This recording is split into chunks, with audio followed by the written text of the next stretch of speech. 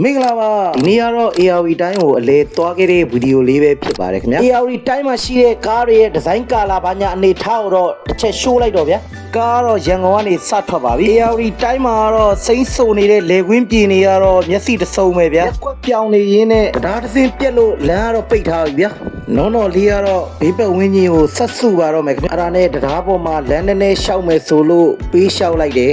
ARV တိုင်းမှာတော့ချောင်းတွေအရန်ပေါ်တော့တရားတွေလည်းအရန်များတယ်ခင်ဗျာတရားပေါ်လမ်းလျှောက်သွားလို့ပဲရတယ်ဆိုလို့လမ်းလျှောက်ပြီးတော့ပဲကူးခဲ့လိုက်တယ်ခင်ဗျာတရားတစ်ဖက်ကန်းကိုအပါဆိုင်ကယ်နဲ့လာကြိုလို့ရွာကိုအရောက်ဆိုင်ကယ်နဲ့သွားခဲ့လိုက်ပါတယ်ရွာလမ်းလေးကနေဆိုင်ကယ်နဲ့လာလိုက်တာတဲရမယ့်အိမ်ကိုရောက်ပါပြီ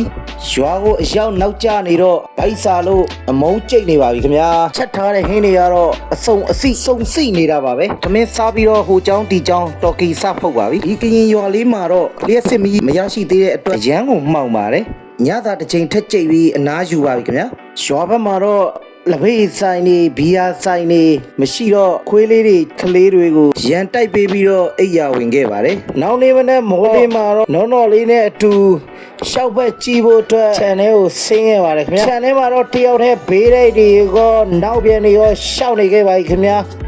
နောက်နေ့မနေ့မိုးလေးမှာတော့နော်လေးနဲ့တူရွာတွေကိုရှောက်ဘက်ကြည့်ဖို့အတွက်ဒိုးပြီဗျာရွာဦးဖုံးကြီးကျောင်းကနေပြီးတော့ရှေ့ကိုဆက်လာခဲ့တာရွာရဲ့ဈေးလေးကိုရောက်ခဲ့ပြီခင်ဗျာလိုအပ်တာလေးတွေဝယ်ပြီးရင်တော့ရွာကိုပြန်ပြီဗျာဈေးဝယ်ပြီးတော့ရန်ကိုပြန်ဖို့အတွက်ပြင်ဆင်စရာရှိတာပြင်ဆင်ဖို့ရွာကိုပြန်ပြီခင်ဗျာမနက်စာ breakfast တစ်ချိန်ကြိတ်ပြီးတော့ရန်ကိုပြန်ဖို့အတွက်ပြင်ဆင်နေခဲ့တာလည်းဖြစ်ပါတယ်ခင်ဗျာလမ်းစာကားကြီးကိုစီးဖို့အတွက်စောင့်နေပါပြီကားတော့မြင်တဲ့အတိုင်းပဲကားဆရာတော်သူ့ဘာသူဇောင်းကြီးပါခင်ဗျာဒီလိုနဲ့ပဲအေဂျင့်နဲ့တောရွာလေးကနေပြီးတော့မုန်းချက်တဲ့ရန်ကုန်မြို့ကြီးစီကိုပြန်လာခဲ့ပါပြီခင်ဗျာ